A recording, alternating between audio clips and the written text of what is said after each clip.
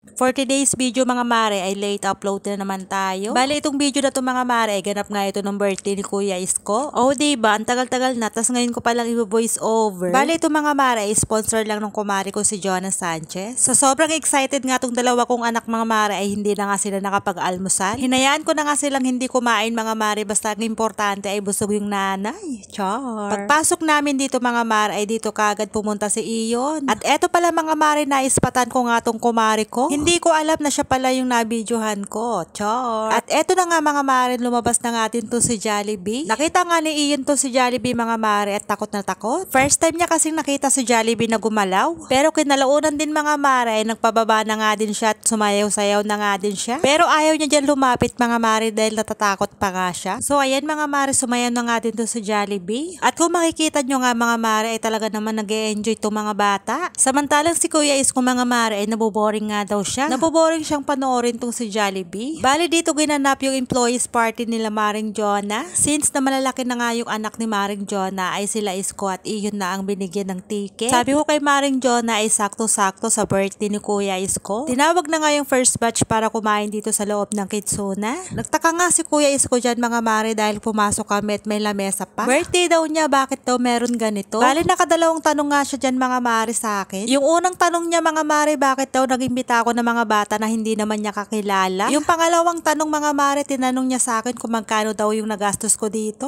Dahil sa mga oras na yun mga mare, hindi ko pa nga siya sinasagot sa mga tanong niya. Busy kasi ang nanay niya kakabidyo. Char. Habang nagvo-voice over ako dito mga mare, ay natatawa ako sa mga tanong niya. Wala pang 5 minutes, binigay na yung pagkain ng pambata. Chicken tsaka spaghetti mga mare. Yung pang-adult naman mga mare ay chicken tsaka rice. Sabi ko kay Kuya Isko mga mare na ubusin niya yung pagkain niya. Pagkatapos namin kumain mga mare ay lumabas na kaagad kami dahil meron pang second batch na kakain. Habang palabas nga kami dyan mga mare ay sinagot ko na nga yung mga tanong ni Kuya Isko. Tuwang-tuwa ang bata nung nalaman niyang libre. Wala nga masyadong kuha dyan si Kuya Isko mga mare dahil binabantayan ko nga yung kapatid niyang si Iyon. Dahil alam ko naman mga mare na kayang-kaya na nga ni Kuya Isko mag-isa. Bali dito pala yan mga mare sa Kitsuna, Shangri-La. Sa totoo lang mga mare ay birthday nga din pala ng mama ko. Sabay sila ni Isko mga mare, December 2 din siya. Hindi na nga ako nakauwi mga mare dahil sobrang busy na nga din sa business namin. Sabi ko sa mama ko mga mare ay babawi nga ako sa New Year. So eto na nga mga mare, nag-e-enjoy pa nga to si Iyon. Dahil 3 oras nga kami dyan mga mare ay ayaw na nga umuwi ni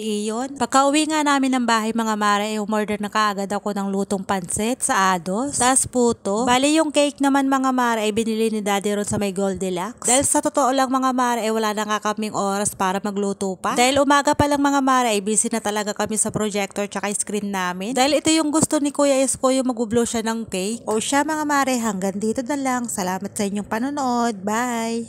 Pinakalakas! Happy birthday!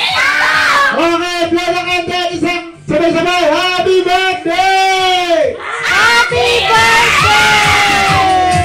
Okay, blow! At dahil birthday mo ngayon, magme-message sa'yo ang iyong mami. Okay na. Mami.